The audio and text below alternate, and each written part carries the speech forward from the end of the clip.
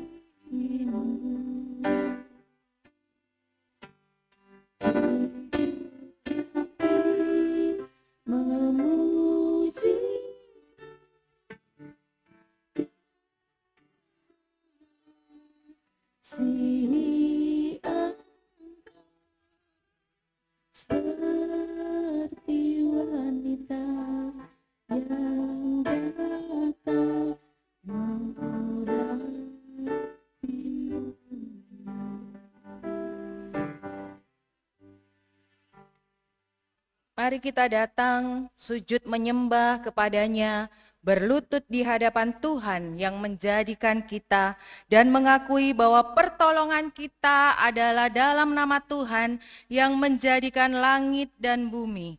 Kiranya kasih karunia dan damai sejahtera dari Allah Bapa kita dan dari Tuhan Yesus Kristus menyertai ibadah kita. Amin.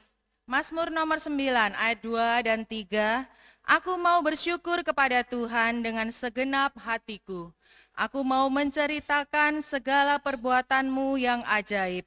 Aku mau bersukacita dan bersukaria karena Engkau bermazmur bagi namamu, ya Maha Tinggi. Jemaat dipersilakan duduk. Allah kita adalah Allah yang Maha Tinggi. Pemazmur mengatakan dia rindu untuk bermazmur, bernyanyi bagi Tuhan. Mari kita tinggikan dan agungkan Tuhan Yesus. Dia diagungkan.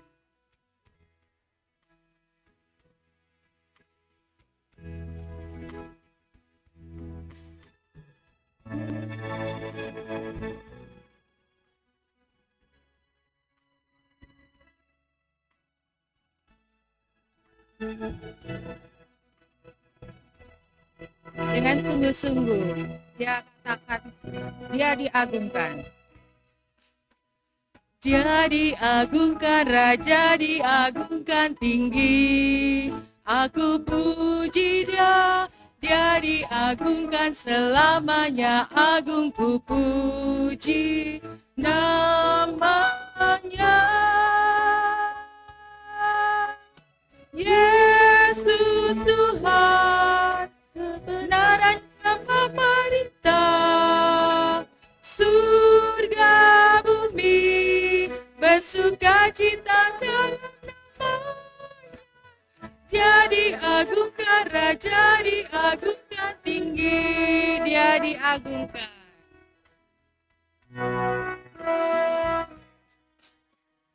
Dia diagungkan, Raja diagungkan tinggi. Aku puji dia, dia diagungkan selamanya. Agung ku puji namanya. Yesus Tuhan, kebenarannya memerintah, surga bumi bersukacita dalam nama-Nya. Dia diagungkan, Raja diagungkan tinggi. Hanya Yesus yang layak diagungkan dan layak ditinggikan.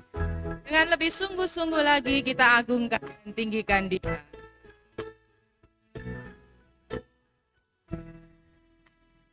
Dengan sikap berdiri. Diagungkan, Raja diagungkan tinggi.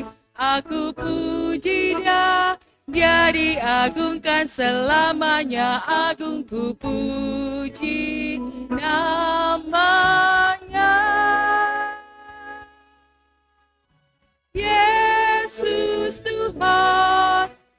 kebenarannya memerintah. Surga bumi bersukacita dan damai. Dia diagungkan, Raja diagungkan tinggi, Yesus Tuhan. Yesus Tuhan, kebenarannya memerintah. Surga bumi bersukacita, diagungkan, Raja diagungkan tinggi. Dia diagungkan, diagungkan, Raja diagungkan tinggi. Sekali lagi. Dia diagungkan, Raja diagungkan tinggi.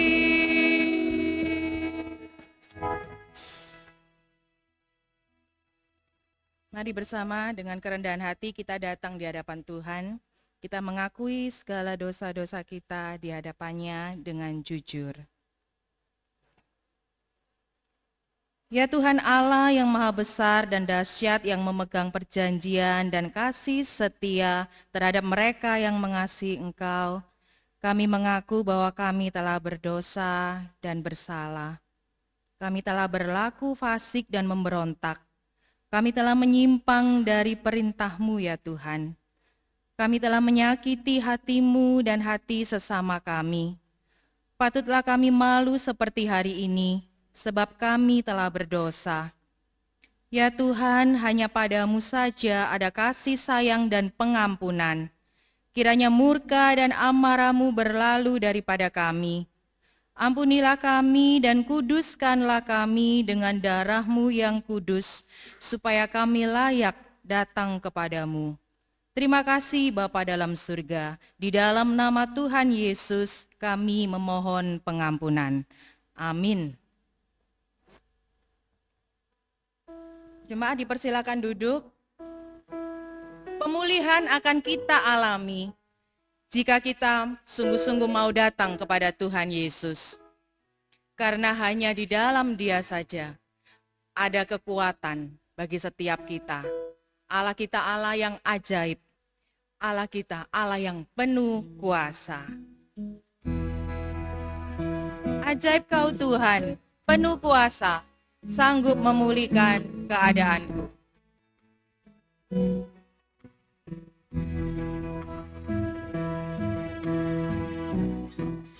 Ajaib Kau Tuhan, penuh kuasa, sanggup pulihkan keadaanku. Dalam tangan-Mu seluruh hidupku takkan goyah selamanya. Kekuatan di hidupku, kekuatan di hidupku, ku dapat dalam Yesus.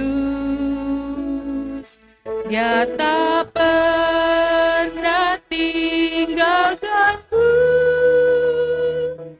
setia menopangku,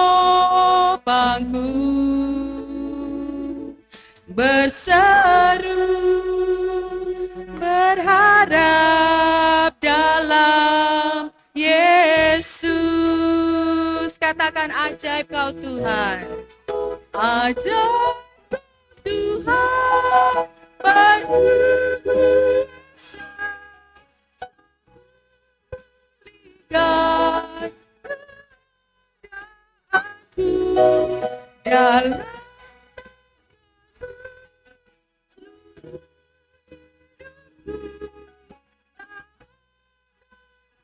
Dalam selam ajaib Kau Tuhan, Kau Tuhan, penuh kuasa, sanggup pulihkan keadaanku. Dalam tangan-Mu seluruh hidup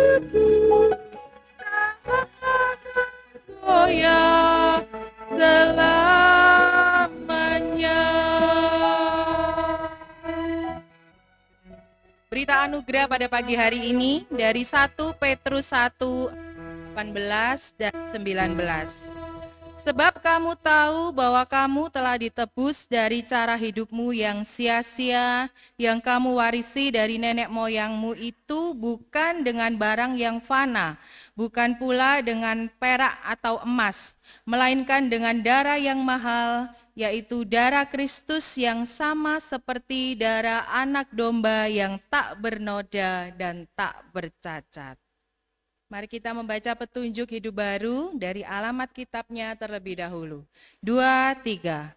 Yesaya 57 ayat 2. Dan ia masuk ke tempat damai. Orang-orang yang hidup dengan lurus hati mendapat perhentian di atas tempat tidurnya. Jemaat dipersilakan duduk kembali. Kita sudah merasakan kasih Kristus. Kita sudah mengalami kasih Kristus. Mungkin ada di antara Bapak Ibu Saudara yang sungguh-sungguh luar biasa yang mengalami satu boleh dikatakan mujizat Tuhan di dalam kehidupan kita. Itu berarti kasih Yesus itu melebihi semuanya. Kasih Yesus itu lemah lembut. Biarlah kita boleh belajar. Kalau kita sudah mendapatkan kasih Kristus, kita harus mengaplikasinya di dalam kehidupan kita. Kasih pasti lemah lembut.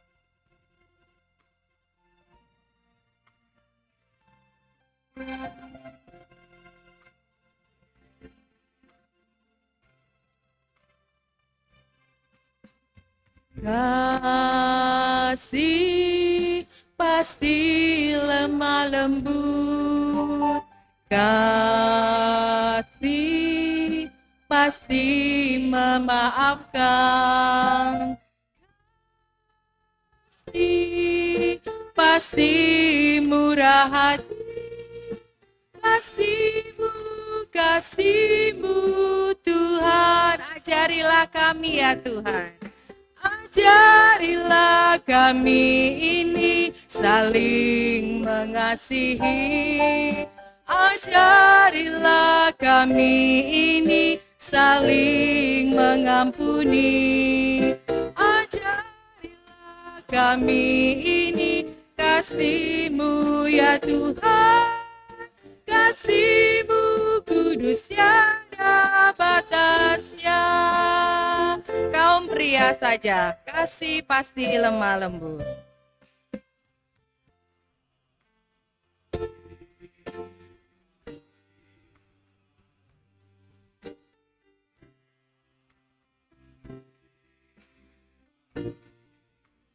Kaum wanita, kasih pasti murah hati. Kasih-Mu Tuhan, bersama-sama ajarilah kami. Kami ini saling mengasihi. Ajarilah kami ini saling mengampuni. Ajarilah kami ini kasih-Mu ya Tuhan. Kudus batasnya, ajarilah kami saling mengasihi. Ajarilah kami ini saling mengampuni. Ajarilah kami ini kasih-Mu ya Tuhan. Kasih-Mu kudus tiada batasnya. Sekali lagi, ajarilah kami dengan sikap berdiri. Biarlah ini menjadi satu permohonan kita, sungguh-sungguh. Kita memiliki kasih yang mengasihi, yang mengampuni orang lain. Ajarilah kami ini kasih-Mu ya Tuhan. Kasih-Mu kudus tiada batasnya. Kasih-Mu kudus. Kasih-Mu kudus tiada batasnya. Mari bersama kita mengikrarkan pengakuan iman rasuli yang berbunyi, Aku percaya kepada Allah, Bapa yang Maha Kuasa, Khalik langit dan bumi, dan kepada Yesus Kristus, anaknya yang tunggal Tuhan kita, yang dikandung dari Roh Kudus, lahir dari anak darah Maria, yang menderita sengsara di bawah pemerintahan Pontius Pilatus, disalibkan, mati dan dikuburkan, turun ke dalam kerajaan maut. Pada hari yang ketiga, bangkit pula dari antara orang mati, naik ke surga, duduk di sebelah kanan Allah, Bapa yang Maha Kuasa. Dan dari sana ia akan datang untuk menghakimi orang yang hidup dan yang mati. Aku percaya kepada Roh Kudus, gereja yang kudus dan persekutuan orang kudus, pengampunan dosa, kebangkitan tubuh, dan hidup yang kekal. Amin. Jemaat dipersilakan duduk. Kita akan menaikkan doa-doa kita yang akan dipimpin oleh Lausehana.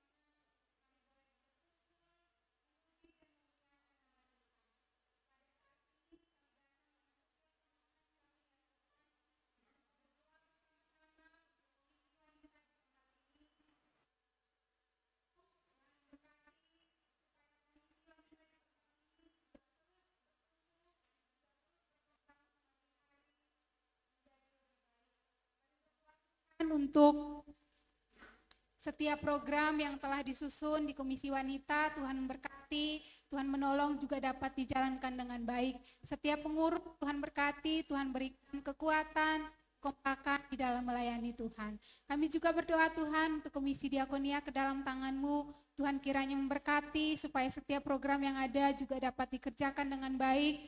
Kami rindu Tuhan melalui pelayanan diakonia, setiap kami boleh terus diberikan kesempatan untuk memperhatikan sesama kami yang membutuhkan. Terima kasih Tuhan, setiap pengurus juga tetap Tuhan berkati selalu. Bapa di surga, pada saat ini kami mau berdoa bersama-sama untuk Sekolah Kristen Aletheia, khususnya yang ada di Nusa Tenggara Barat. Kiranya Tuhan memberkati dan menolong Tuhan, khususnya yang ada di Lombok maupun di Bima yang baru perintisan. Kiranya Tuhan menolong, memberkati segala dana yang dibutuhkan khususnya untuk yang di Bima, Tuhan memberkati supaya segala proses izin dan segala dana yang dibutuhkan juga dapat tercukupi dengan baik.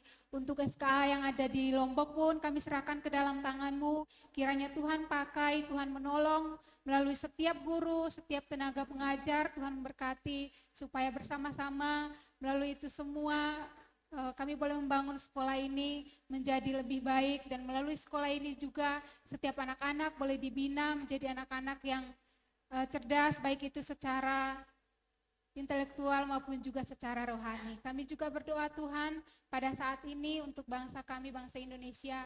Tuhan tetap memberkati bangsa kami dengan segala pergumulan yang ada, khususnya Tuhan untuk daerah-daerah yang mungkin saat ini terkena bencana. Tuhan kiranya menolong, Tuhan yang kiranya memberkati mereka. Terima kasih Tuhan, kami membawa setiap seru doa kami ini ke dalam tangan-Mu. Kiranya Tuhan yang mendengar dan menjawab seturut dengan kehendak-Mu. Terima kasih Tuhan, di dalam nama Tuhan Yesus kami berdoa dan bersyukur. Haleluya, amin. Terima kasih Lausehana. Jemaat yang terkasih dalam Tuhan, hari ini kita akan mendengarkan bersama-sama persembahan pujian dari anak-anak sekolah minggu. Kepada anak-anak, Lause persilakan untuk maju ke depan.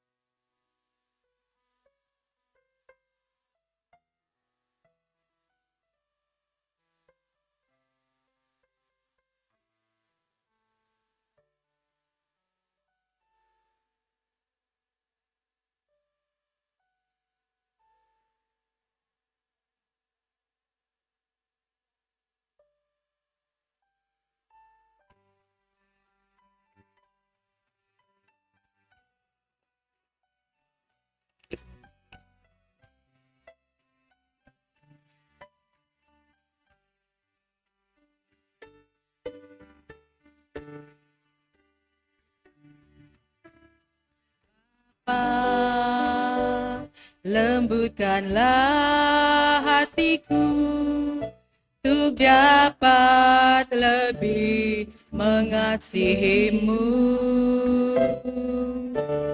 Bapa,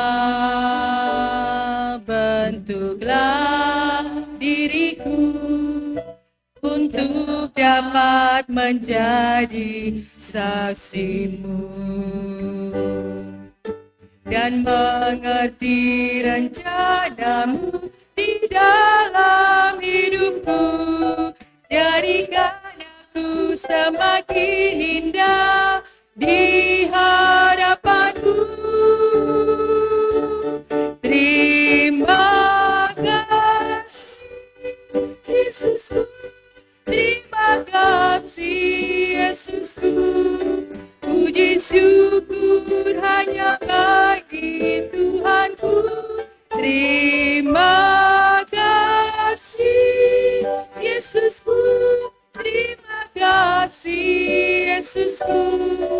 Puji syukur hanya bagi Tuhanku. Bapa, lembutkanlah hatiku. Bapa, lembutkanlah hatiku untuk dapat lebih mengasihimu. Bapa,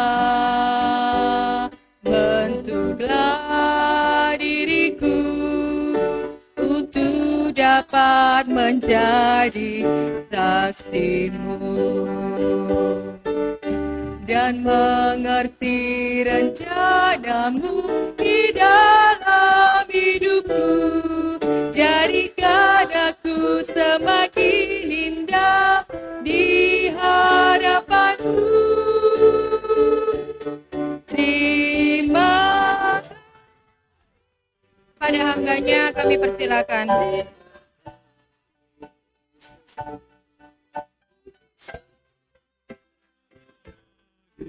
Tuhanku, terima kasih Yesusku, terima kasih Yesusku. Puji syukur hanya bagi Tuhanku.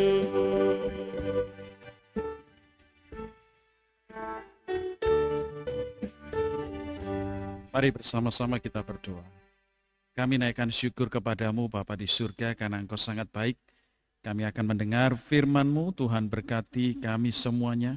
Biarlah kami diterangi oleh Roh Kudus, kami dibentuk oleh firman Tuhan, khususnya firman yang hidup, sehingga kami pulang meninggalkan gereja-Mu tempat ini dengan penuh sukacita, karena kami sudah berjumpa dengan Tuhan yang akan terus memelihara hidup kami.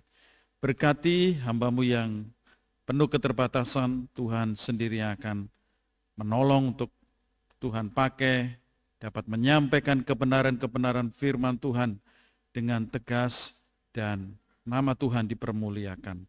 Di dalam nama Tuhan Yesus kami berdoa. Amin. Shalom jemaat yang dikasihi oleh Tuhan. Di sekitar kita ada banyak perkumpulan-perkumpulan, atau nama lainnya itu adalah persatuan, atau nama lainnya itu adalah perhimpunan, atau yang sekarang kita kenal namanya grup. Pasti di HP kita minimal kita punya 3 grup, betul? Minimal. Bahkan bisa 5, bisa 6 grup WA itu ya kan? Itu kan perkumpulan sebenarnya, perkumpulan yang dalam dunia sekarang ini dunia maya, dunia online, tetapi juga nyata. Jadi setiap kita punya perkumpulan yang di dalam bahasa gereja itu disebut dengan persekutuan. Ketika kita mengikuti persekutuan, perkumpulan, atau grup, pasti kita ada pertimbangan-pertimbangan. Siapa itu adminnya? Siapa itu anggotanya? Apakah ada keuntungan di sana? Apakah ada profit yang bisa saya dapatkan? Macam-macam lah. Grup RT, ya kan, di kampung, grup mungkin teman SD, ada juga teman SMP, grup olahraga, macam-macam. Dan biasanya di dalam grup-grup itu kita beri nama-nama. Grup senam sehat, grup goes, ini grup hobi burung, kecial, ampenan, ada semua itu. Dan saya lihat macam-macam. Bahkan ada grup keluarga bahagia, happy family. Ada grup marga, macam-macam. Namun, pernahkah kita tahu bahwa di gereja ini juga ada grup yang menurut katekismus itu disebut dengan persekutuan orang kudus. Wah, luar biasa. Persekutuan orang kudus. Ini kita bisa baca di dalam katekismus. Mari kita lihat katekismus kita. Coba diklikkan katekismus, saya akan P, jemaat akan jawab ya. Apa arti persekutuan orang kudus menurut saudara?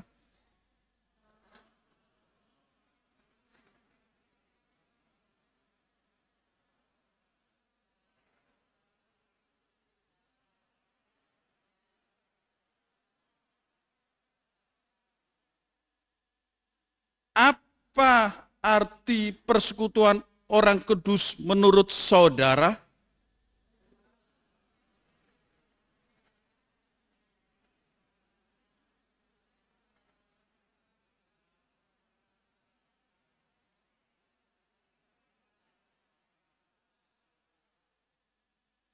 Apa arti persekutuan orang kudus?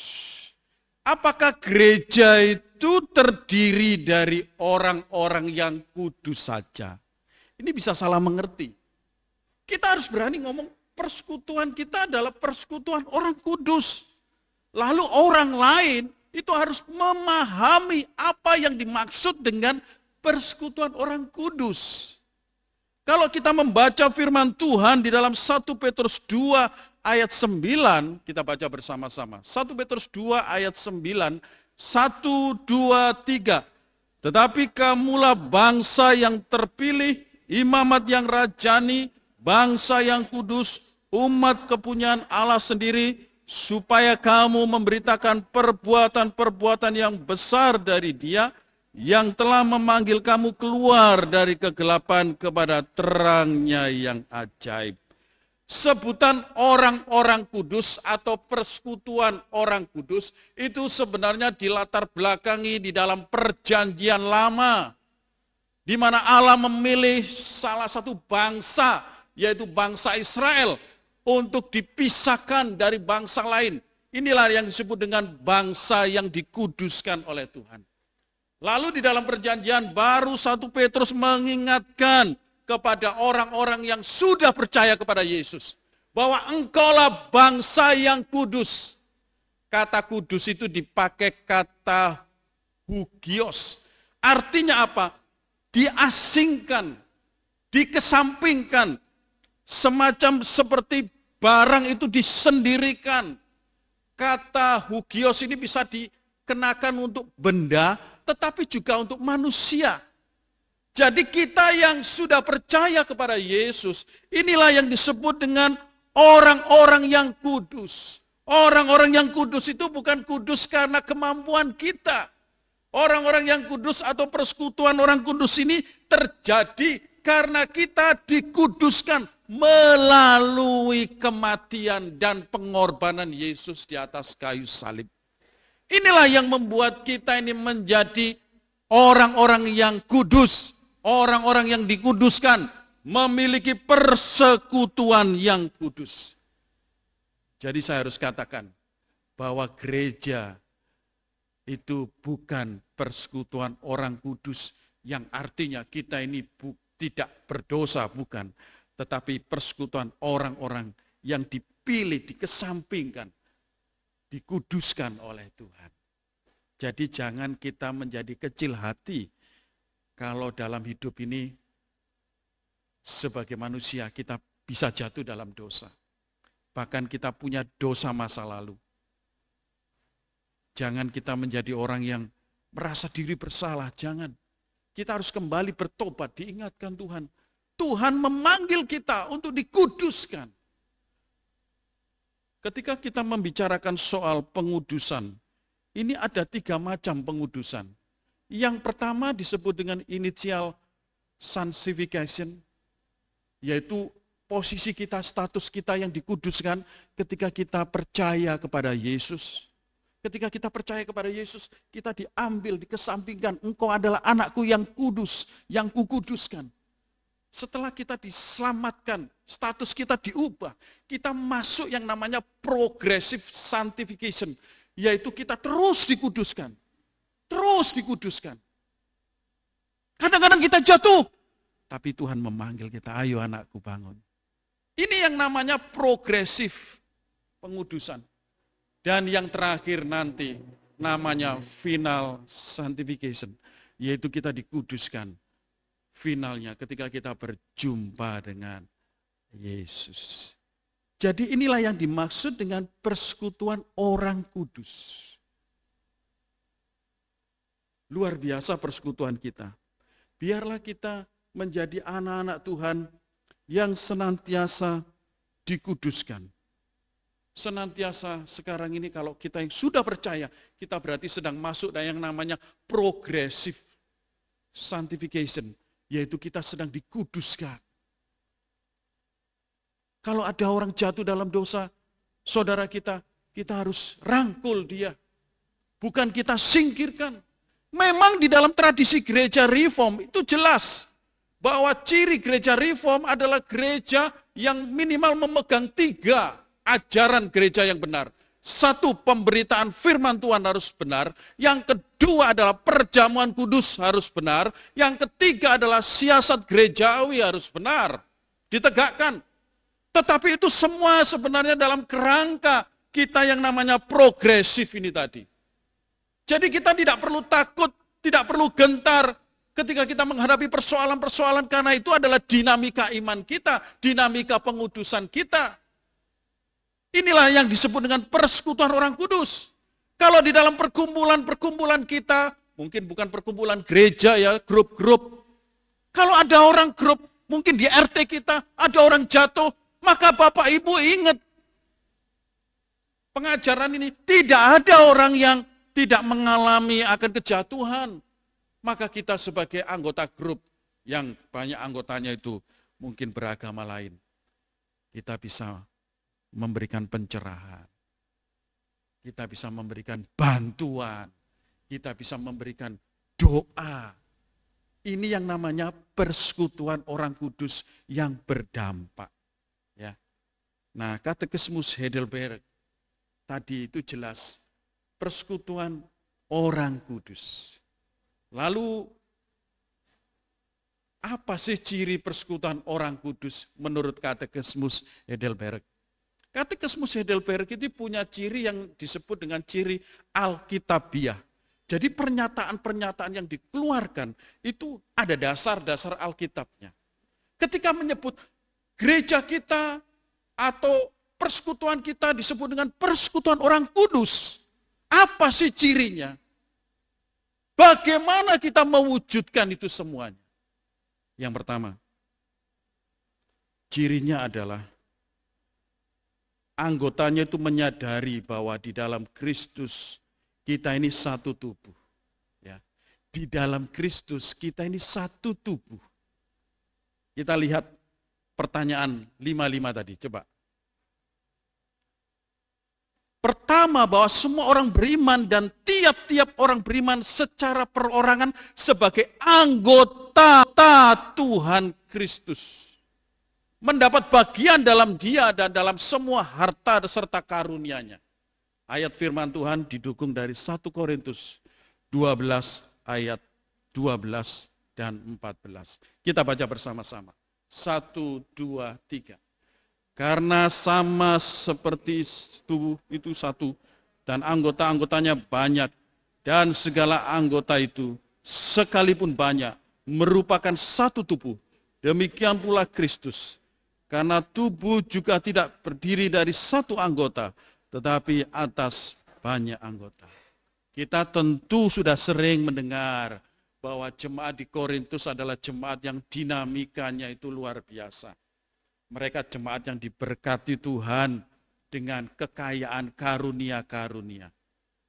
Paulus hendak mengingatkan kepada mereka, jemaat Korintus, kamu memang jemaat yang luar biasa.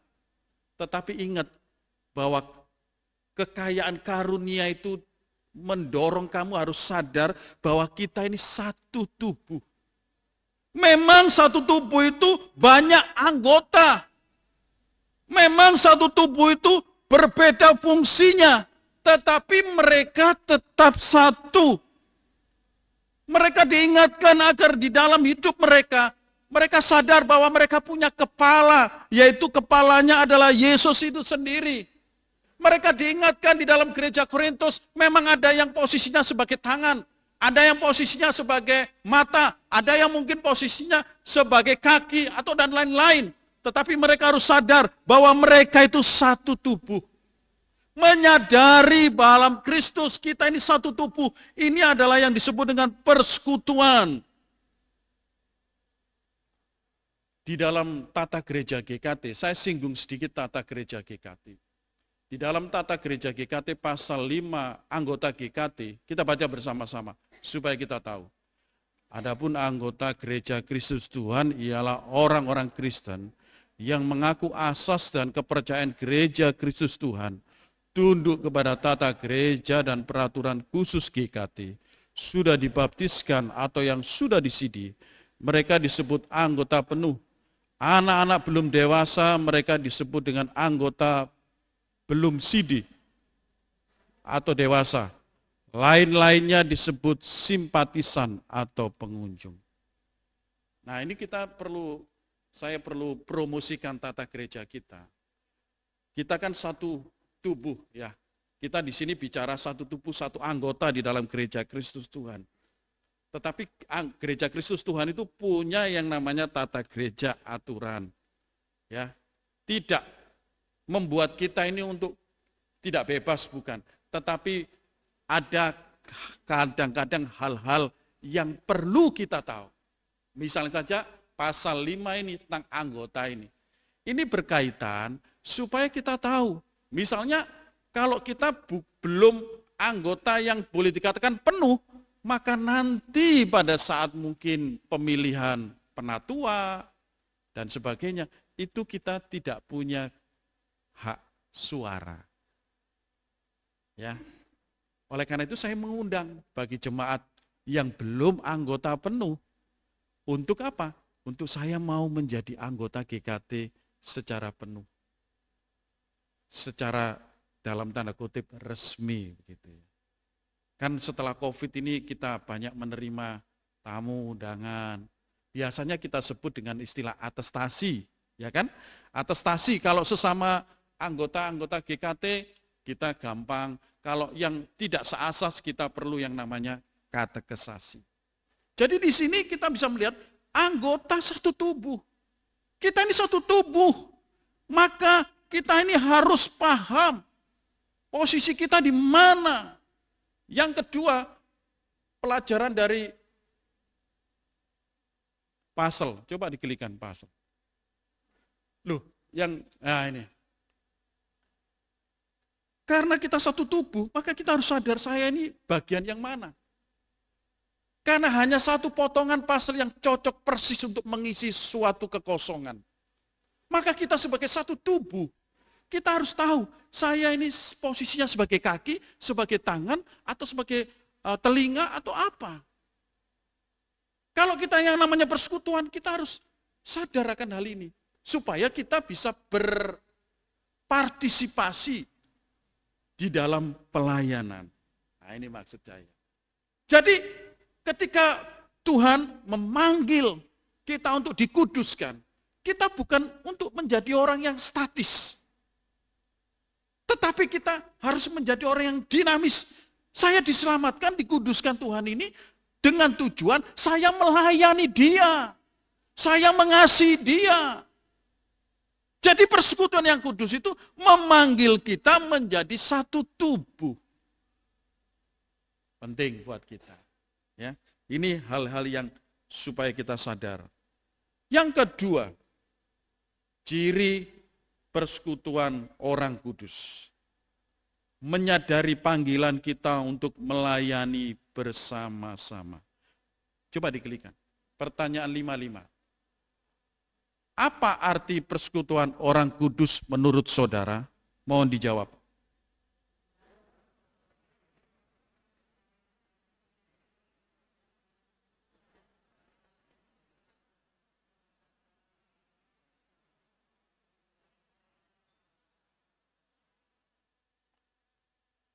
Ayatnya kita baca bersama-sama. 1, 2, 3.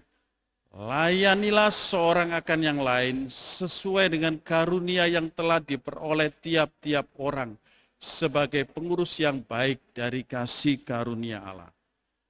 Di dalam katekismus pertanyaan minggu ke-21, pertanyaan 55, ciri persekutuan orang kudus yang kedua adalah menyadari panggilan kita untuk melayani bersama-sama.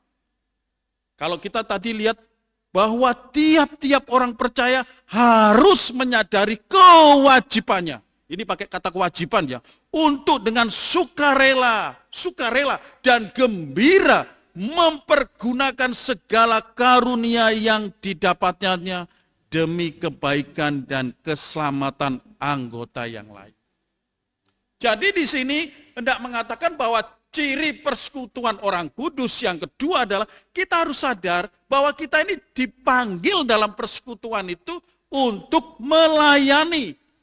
1 Petrus 4 ayat 10 tadi adalah dasar Alkitab yang dipakai di dalam poin yang kedua ini adalah dilatar belakangi pada waktu itu Petrus mengingatkan kepada orang-orang Kristen supaya mereka itu melayani Tuhan. Kenapa melayani Tuhan? Setidaknya ada 4 alasan. Yang pertama, karena kesudahan segala sesuatu itu sudah dekat. Itu kita bisa lihat di dalam ayat yang ke-7. Ya. Yang kedua, kita harus melayani Tuhan karena itu adalah perintah Tuhan. Layanilah orang lain. Ini perintah. Yang ketiga, karena Tuhan sudah memberikan karunia. Kata karunia di dalam kitab 1 Petrus 4 ayat 10 itu disebut dengan memakai kata karisma. Itu kemampuan-kemampuan rohani yang diberikan kepada orang percaya untuk melayani Tuhan. Jadi kemampuan-kemampuan rohani. Yang keempat, mengapa harus melayani? Karena melayani supaya kita jadi pengurus yang baik. Nah, di dalam bahasa Inggrisnya itu memakai kata stewardship. Stewardship. Artinya kita jadi orang itu kepercayaan yang harus mengurusi rumah tangga. Kita datang ke gereja maksudnya itu bukan untuk diem, tetapi kita dipanggil untuk mengelola, untuk bertanggung jawab. Minggu depan GKT Ampenan merayakan usia ulang tahun keberapa? 49. Tahun depan 50 tahun. Tahun depan. Lalu mari kita merefleksikan. Kita apa yang sudah saya lakukan. Ya, apa yang akan saya lakukan. Saya harapkan kita di sini jangan merasa jadi tamu. Ya. Kita harus jadi stewardship, yaitu tuan rumah yang mengelola rumah ini. Kalau masing-masing punya perasaan, saya ini adalah rumah saya harus berpartisipasi, saya harus melayani. Berarti kita harus belajar begini, karunia apa ya yang Tuhan berikan kepada saya? Karunia itu bukan untuk saya simpan. Karunia itu juga bukan untuk saya pamerkan. Tetapi karunia itu harus saya berikan kepada Tuhan. Sebagai partisipasi panggilan saya untuk melayani Tuhan. Karena Tuhan sudah menyelamatkan saya. Inilah yang semuanya harus kita sadari sebagai anak-anak Tuhan. Persekutuan orang kudus berarti menyadari bahwa kita ini adalah tuan rumah yang harus berpartisipasi. Nah, wong di grup-grup WA aja ya, kita kan kadang-kadang ada grup WA bukan hanya di gereja, di luar-luar. Urunan ini ya, teman kita jatuh, teman kita begini, teman kita ulang tahun, teman kita anak, kita urunan ya wes 10 ribuan, ya wes 5 ribuan. Kita kan berpartisipasi di situ. Apalagi ini persekutuan orang kudus. Maka kita harus belajar berpikir, saya harus ikut terlibat di dalam pelayanan. Namun yang seringkali menjadi pertanyaan pergumulan kita dalam pelayanan itu begini. Ada orang berpikiran lain. Ketika melayani itu kok tambah banyak masalah. Kadang-kadang begitu. Betul apa tidak? Tambah ruwet ketika terlibat pelayanan. Ini sebenarnya pikiran yang salah. Kita belajar dari Stefanus. Coba diklikkan Stefanus. Stefanus, siapa Stefanus? Stefanus itu orang biasa. Dia bukan rasul, dia bukan nabi. Bapak Ibu bisa studi. Tetapi dia dipanggil dengan penuh penyerahan untuk melayani Tuhan. Jadi dia bukan pendeta, bukan golongan, tapi golongan orang biasa, Stefanus. Tetapi dia penuh penyerahan diri. Bapak Ibu bisa lihat Kisah 6 ayat 1-7 dan 7, 58 sampai 60. Yang kedua, ketika Stefanus melayani Tuhan, dia menjadi pelayan Tuhan yang total. Dia penyerahan diri. Bagian aku yang diberikan kepada aku mau taat. Aku mau menyerahkan diri di dalam pelayanan. Yang kedua, Stefanus orang biasa, dia memiliki karakter yang baik di dalam pelayanan. Itu kita bisa lihat. Pilihlah orang-orang yang terkenal baik. Salah satunya yang dipilih itu Stefanus. Kisah 6 ayat 3. Stefanus itu adalah bukan orang-orang yang sembarangan. Bahkan banyak orang melayani tetapi karakternya tidak baik. Di gereja berdoa, di luar berdosa. Di gereja Alkitab, di luar alkohol. Di gereja alim, di luar lalim. Ya toh? Di gereja saleh, di luar salah. Itu kan istilah-istilah yang kadang-kadang membuat kita ini tidak bisa melayani menjadi berkat. Kamu melayani, tetapi hidupmu di luar sana. Bagaimana orang lain bisa tertarik dengan kekristenan? Yang kedua, yang ketiga, dikatakan Stefanus itu penuh dengan Roh Kudus. Tidak dikatakan Stefanus itu berbahasa roh, maafkan lo ya. Yang bisa berbahasa roh, monggo. Tapi Stefanus tidak dikatakan, tapi hidupnya penuh dengan Roh Kudus. Hidupnya menampilkan buah-buah Roh Kudus. Mungkin dengan istrinya dia lemah lembut. Mungkin dengan tetangganya dia sabar. Ada penguasaan diri. Ini adalah pelayan Tuhan yang sejati. Dikatakan Stefanus itu penuh dengan iman. Penuh dengan iman itu bagaimana? Seorang hamba Tuhan, seorang pelayan Tuhan itu penuh dengan iman. Penuh dengan iman itu apa? Penuh dengan iman itu optimis, percaya. Itu seperti Kaleb dan Yosua itu loh. Ingat ya? Ada 12 pengintai disuruh datang mengintai tanah Kanaan. Yang 10 itu ngomong, wah di sana itu raksasa besar-besar. Jadi hatinya itu ciut, dia tuh tidak siap berperang. Tetapi bagaimana dengan Kaleb dan Yosua? Kita punya Allah, kita akan rebut tanah itu, kita akan masuk tanah itu. Ini adalah orang yang hidupnya penuh dengan iman. Seorang pelayan harus seperti itu. Penuh dengan iman, optimis, percaya. Kalau saya melayani, memberikan yang terbaik, Tuhan itu akan mencukupi. Tuhan itu akan menyediakan. Mungkin dalam suatu sisi kita mengalami krisis. Sebagai kepala rumah tangga, kita harus menjadi kepala rumah tangga yang penuh dengan iman. Menguatkan istri kita, menguatkan anak-anak kita, menguatkan mertua kita. Ini adalah seorang pelayan yang penuh dengan iman. Penuh hikmat. Memiliki hati yang mengampuni. Bapak Ibu bisa lihat di dalam ayat 58 sampai 60 bagaimana Stefanus ketika dirajam batu itu ya. Apakah Stefanus itu marah? Awas kamu ya. Kamu yang sudah menyakiti aku ini sudah melayani dengan baik.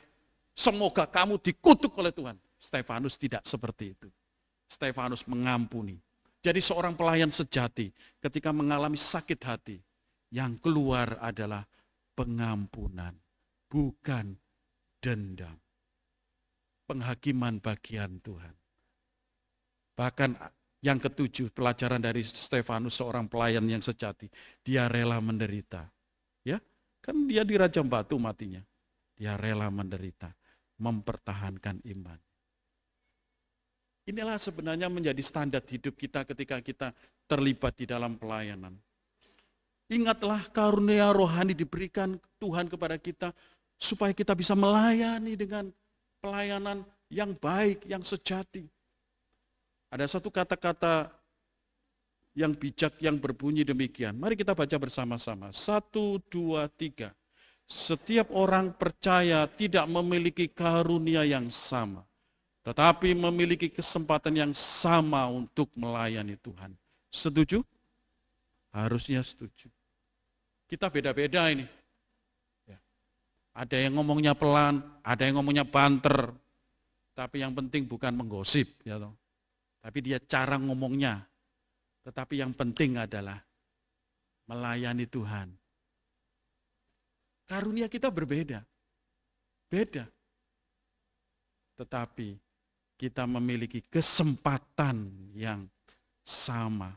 Selagi kita masih hidup, selagi kita masih memiliki persekutuan orang kudus ini, mari kita menciptakan hidup yang melayani Tuhan. Semua untuk kemuliaan nama Tuhan. Kiranya firman Tuhan pagi hari ini menegur kita semuanya, supaya kita memiliki persekutuan orang kudus. Mari kita berdoa.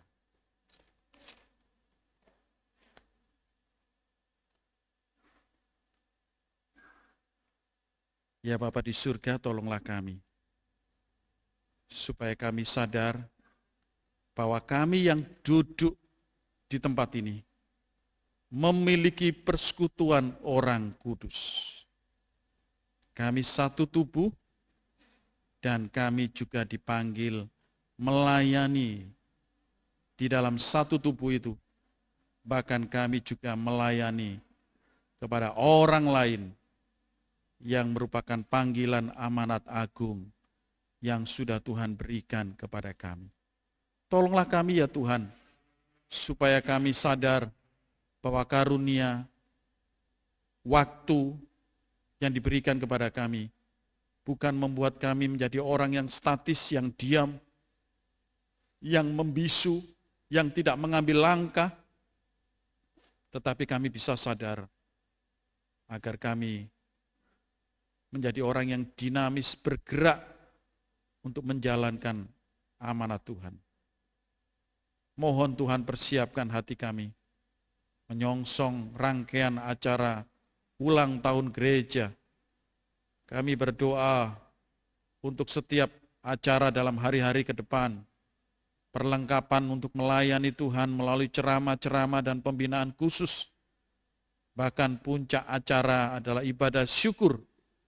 Kami tidak pernah lalai dan tinggalkan. Kami ingin mensyukuri bahwa sampai hari ini Tuhan tetap memberkati dan selalu memberkati keberadaan GKT Ampenan. Tuhan menolong setiap kami yang hari-hari ini mungkin mempunyai pergumulan dan persoalan, supaya Tuhan menjamah hati kami, mengingatkan bahwa kami memiliki persekutuan orang kudus. Kami tidak sendirian, kami ada yang mendoakan, kami ada yang menghibur, kami akan ada yang menolong kami. Di dalam nama Tuhan Yesus, kami berseru, kami berdoa. Amin.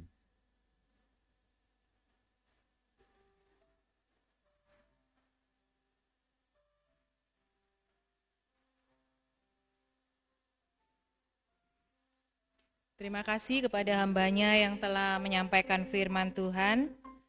Bapak, Ibu, Saudara, tiba saatnya kita akan memberi yang terbaik bagi Tuhan melalui persembahan kita. Dengarkanlah firman Tuhan. Mazmur 41 ayat 2. Berbahagialah orang yang memperhatikan orang lemah. Tuhan akan meluputkan dia pada waktu celaka. Mari kita memuji nama Tuhan. Bapa, Engkau sungguh baik. Dan setiap kita diberikan kesempatan untuk memberikan persembahan.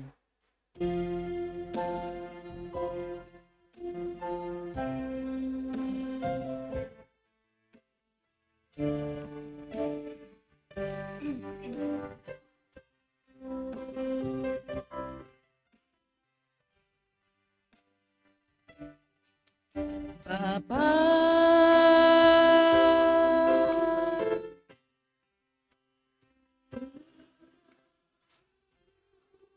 baik, kasih-Mu melimpah di hidupku. Oh Bapa, Bapa,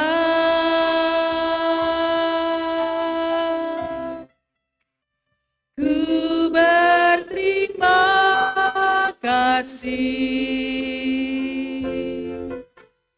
berkat-Mu hari ini yang Kau sediakan bagiku. Ku naikkan syukur, ku naikkan syukurku buat hari yang Kau beri. Tak habisnya kasih dan rahmat-Mu selalu pernah terlambat pertolongan,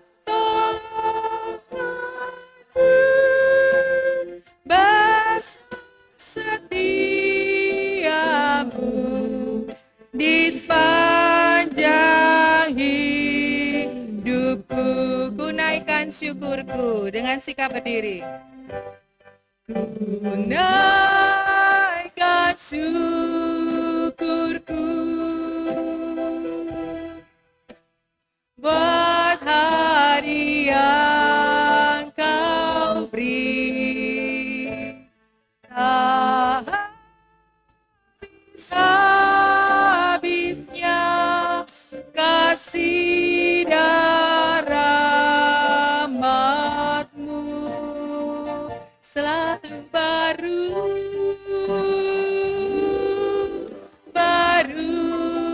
dan tak pernah terlambat pertolongan. Besar setiamu di sepanjang hidupku. Besar kasih setia Tuhan. Besar setiamu. Besar setiamu. Besar setiamu di sepanjang hidupku.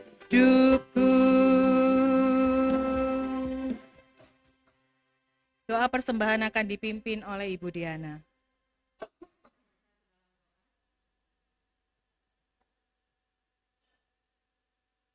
Bapa di surga, kami datang di hadirat-Mu yang kudus, mempersembahkan persembahan syukur kami.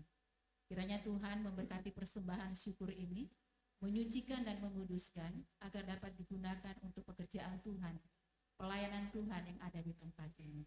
Berkati yang masih ada pada kami ya Bapa, agar kami dapat pergunakan dalam kehidupan kami sehari-hari. Dan tolong juga anak-anak-Mu yang Engkau pakai untuk mengelola persembahan ini, sehingga mereka dapat mengelolanya dengan baik untuk kemuliaan nama Tuhan. Terima kasih Bapa di surga, kami serahkan persembahan ke dalam tangan kasih-Mu. Di dalam nama Tuhan Yesus kami berdoa. Amin. Terima kasih Bu Diana. Jemaat dipersilakan duduk. Kita akan mendengarkan warta gereja dari Penatua.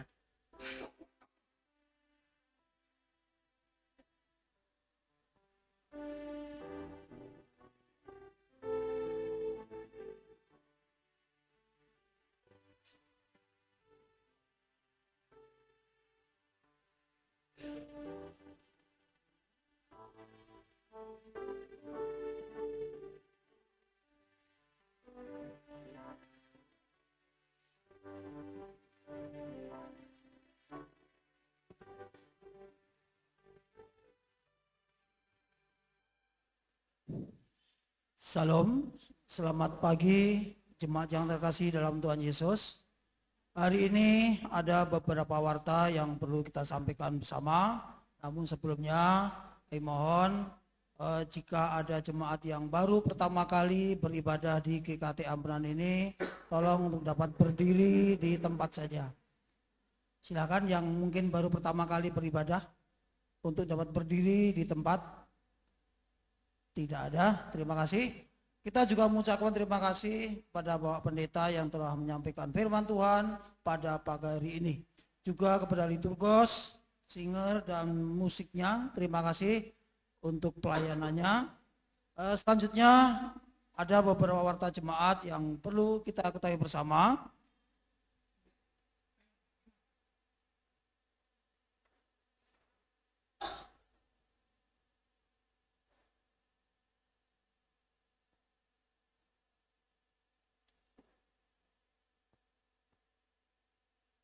Yang pertama, bahwa seperti telah kami sampaikan minggu yang lalu, bahwa keluarga Bapak Pendeta Martin beserta anak dan cucu dan menantunya juga akan berlibur di Lombok. Tentunya tidak hanya berlibur, beliau akan melayani juga di GKT Ampenan ini. Adapun jadwal yang sudah disusun oleh beliau sebagai berikut, mungkin jemaat bisa mendengar saja karena di e-warta itu sudah tercantum lengkap sana itu. Yang pertama tentang pembinaan iman, bahwa hari Rabu tanggal 21 Juni 2023 pukul 19 dengan tema menciptakan tim pelayanan yang solid. Ini ada dua sesi. Sesi pertama akan disampaikan oleh Bapak Pendeta Martin Nainubu. Sesi kedua akan disampaikan oleh saudari Tracy ini ya. Ini adalah putrinya. Yang kedua, perspektif psikologi. Ditinjau dari perspektif psikologi. Kemudian tanggal 22 Juni 2023 pukul 19 ini akan diadakan latihan pendampingan atau konseling pastoral. Dua sesi juga. Kemudian jemaat yang ambil bagian dalam ibadah ini bisa untuk mendaftarkan diri dulu ke Aldo. Berikutnya bahwa Bapak Pendeta Martin hari ini akan mendarat di Pulau Lombok, nanti akan kami jemput. Kemudian besok sorenya, Senin sorenya ini akan diadakan pertemuan temu kangen Bapak Pendeta Martin dengan jemaat GKT Ampenan. Mungkin juga jemaat yang lain mungkin. Silakan hadir. Pukul 18 WITA. Diharapkan juga dalam ini hamba Tuhan juga kemudian penatua dapat hadir. Kemudian dalam perayaan ibadah hari ulang tahun GKT Ampenan tanggal 25 Juni 2023 pukul 8 yang ke-49 ini akan diadakan ibadah hanya satu kali saja. Jadi mohon diperhatikan, hanya sekali saja ibadah Minggu tanggal 25 Juni. Akan dilayani oleh Bapak Pendeta Martin Nainubu. Ini dilanjutkan nanti juga ada acara ramah tamahnya juga. Yang berikutnya diinformasikan kepada jemaat sekalian bahwa pelayanan penerimaan tamu kolektor ini akan dibuka kembali. Yang sudah mendaftar itu Bu Rita, Bu Felin. Silakan jemaat yang lain. Kami tunggu informasinya untuk pelayanan di penerima tamu maupun kolektor.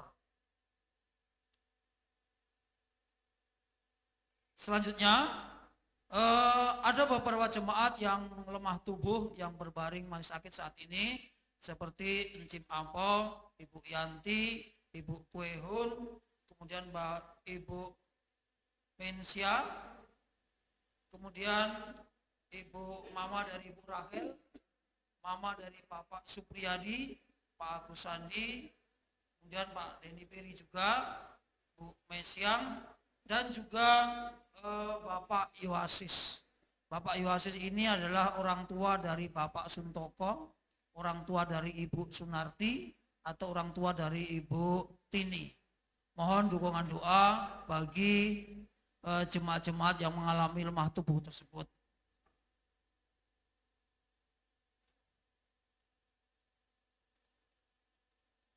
Mengenai jadwal persekutuan doa, tema, kemudian kelas katekisasi, jadwal konseling, jadwal persekutuan komisi, keuangan, dapat Bapak Ibu baca di e-warta Gereja Kristus Tuhan.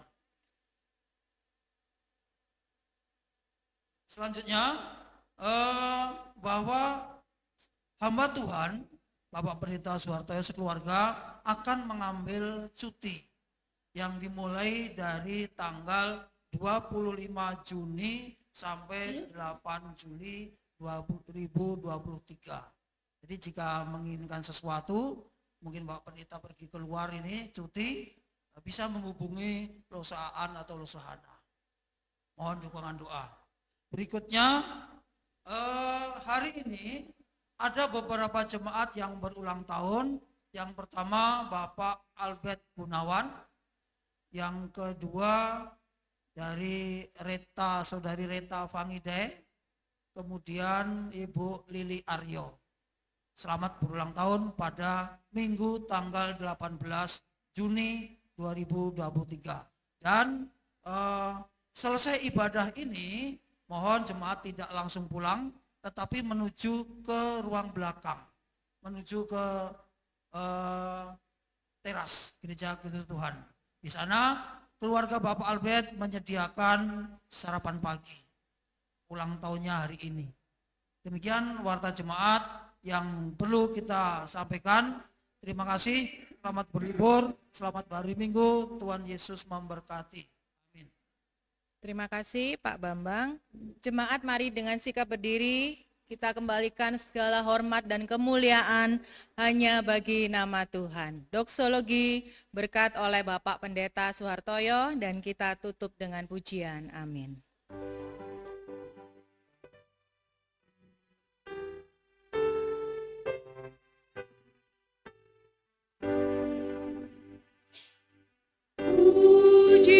Pujialah Bapa, Putra,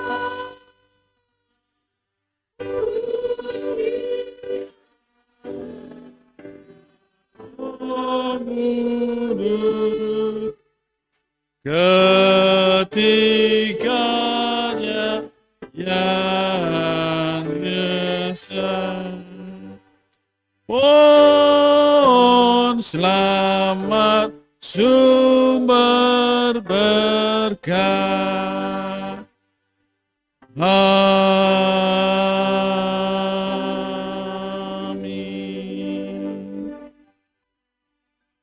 Jemaat yang mengasihi Tuhan, arahkan hatimu kepada Tuhan, pulanglah dan terimalah berkat Tuhan. Kiranya kasih dari Allah Bapa di surga yang mulia, kiranya anugerah dari Tuhan kita Yesus Kristus yang sudah menyatukan kita dan menguduskan kita, kiranya pertolongan, penghiburan Allah Roh Kudus menyertai hidupmu sekalian, mulai pagi hari ini sampai selama-lamanya, sampai Tuhan Yesus datang yang kedua kalinya. Amin. Amin.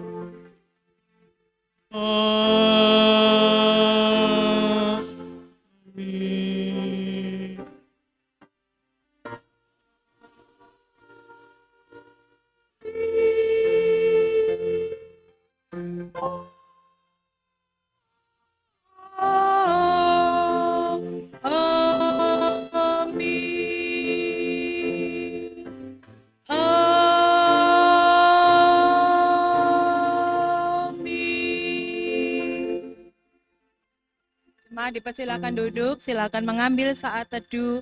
Ibadah kita selesai. Selamat hari Minggu, Tuhan Yesus memberkati. Jemaat bisa keluar melalui pintu samping.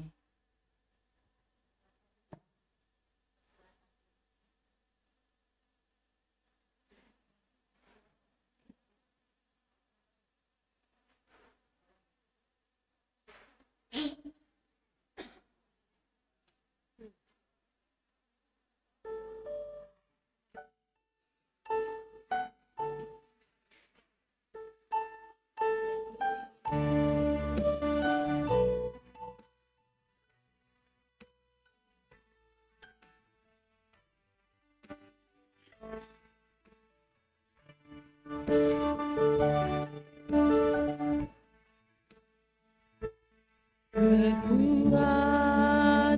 di hidupku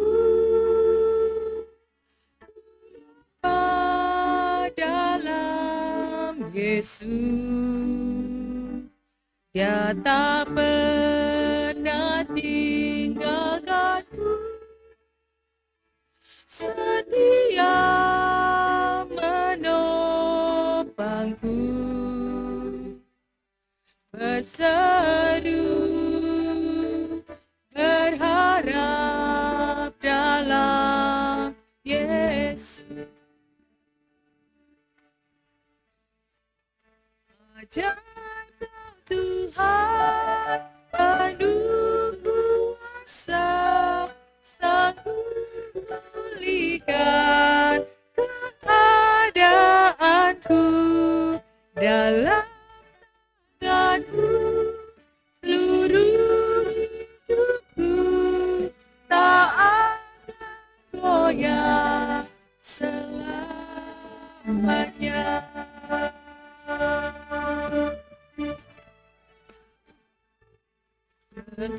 Kekuatan di hidupku dalam Yesus, Dia tak pernah tinggalkanku, setia menopangku, berseru berharap dalam Yesus. Ajar kau Tuhan penuh kuasa, sanggup pulihkan keadaanku dalam tanganku, seluruh hidupku tak akan goyah selamanya.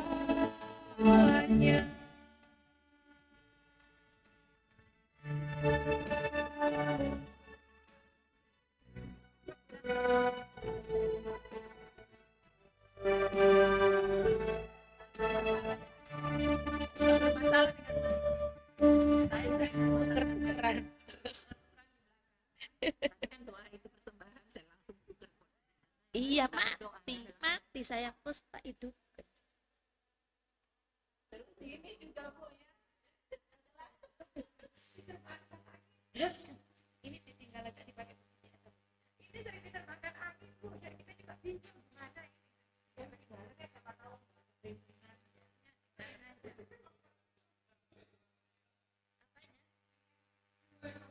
Bermasalah mikrofonik.